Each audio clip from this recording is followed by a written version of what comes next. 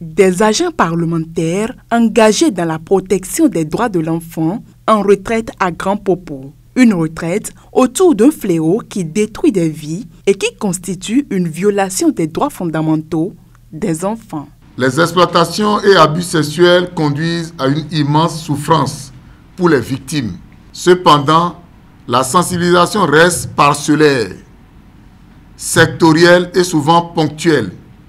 Les messages ne sont pas toujours adaptés aux populations ciblées et leur impact n'est pas toujours mesuré. C'est dans ce cadre que nous avons voulu réunir les fonctionnaires et cadres de l'administration parlementaire aux fins de renforcer leur capacité sur la prévention de ces atteintes aux droits humains, car l'intérêt manifesté par les pouvoirs publics pour la protection des personnes vulnérables, leur prise de conscience de l'ampleur du phénomène et leur détermination à lutter contre toute forme de violence sexuelle est primordiale. Nous sommes donc heureux que le partenariat qui a commencé depuis l'année dernière, ou qui s'est renforcé depuis l'année dernière avec l'Assemblée nationale, ait permis cette année que cette exigence-là soit respectée pour la très bonne collaboration qui existe entre l'Assemblée nationale et l'UNICEF. Chaque année, plus de 370 millions de filles et de femmes dans le monde sont victimes d'exploitation et d'abus sexuels. Face à ces réalités, et malgré les progrès, les défis restent immenses, selon Célestin Rossou, directeur de la cellule d'audit interne de l'Assemblée nationale, qui portait la voix du président Louis Gbagbo-Novlavono. Il est donc extrêmement urgent d'agir maintenant pour que cette situation ne devienne incontrôlable.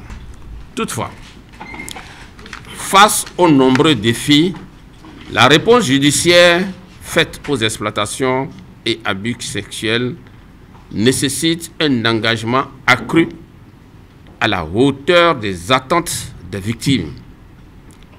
L'impunité doit devenir l'exception et non la norme.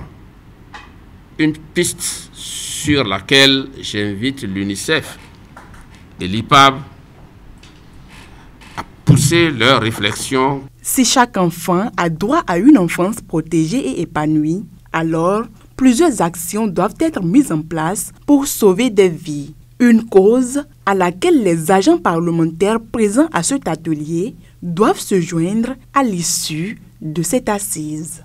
De façon spécifique, cet atelier vise à, d'abord, faire approprier les concepts liés aux exploitations et abus sexuels, d'animer un débat interactif pour une meilleure appropriation de la thématique et puis évaluer les connaissances acquises à l'issue de l'atelier.